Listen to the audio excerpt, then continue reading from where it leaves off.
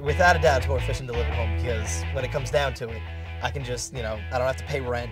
I just pay for my car insurance, I kick in the house, and I work with my dad at work. If I had to like rent an apartment or if I was going to school, I'd have to pay all that.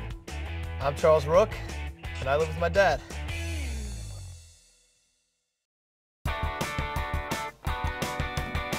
My name is Charles Roocke. I own a cleaning service. We do carpet and upholstery cleaning throughout Long Island. I've been doing that since 1978. And I look better than him without my shirt on. Because me and my dad work together, he owns a carpet cleaning business, and being able to live at home, I can just get up, jump in the van, go to work with him. He's like a workhorse. I mean, he comes to work and he wants to show me all the time what he can do.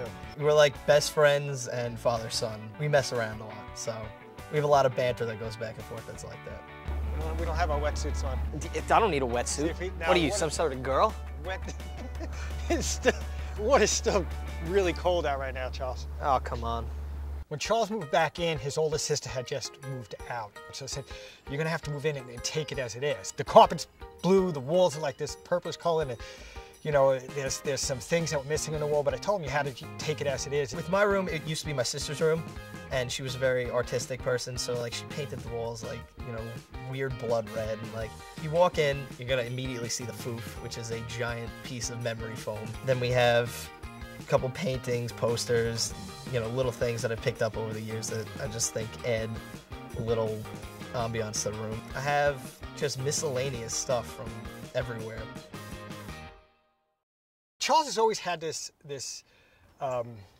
extreme adventure kind of personality. I've always enjoyed, adventure outdoors. I was cliff diving since I was like 10. Wrestling, it consumed my life. I loved everything about it. I went skydiving like a couple years ago, and I thought like that was pretty cool. It's not fun unless there's serious injury as at least an option. My son Charles has a penchant for knives.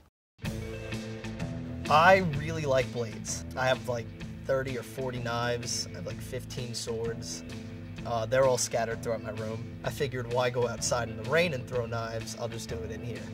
So I've been throwing knives in my wall for like a couple months, and it looks pretty disastrous. He thought, well, there's a couple holes, what's a couple more? And then he started throwing more knives in the wall. Now he's got these massive holes in the wall. I haven't really given him a hard time about it. I mean, he did lose his mom, and it's hard for all of us to move on, but we have to take that next step up, and we do have to move on. When my mom passed away, I was a mama's boy. Like, I used to come home, like, I didn't have like real friends till like 10th grade.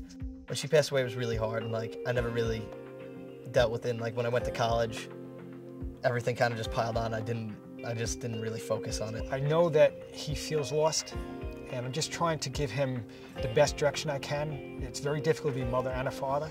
I veered off and wanted to do something that was just, a little bit more, less structured and more just fun. I wanted to experience life. I want him to get past this stage where he thinks, he's still a teenager, because he's not. He's going to be 21 soon, and he's got to realize that there's obligations in life.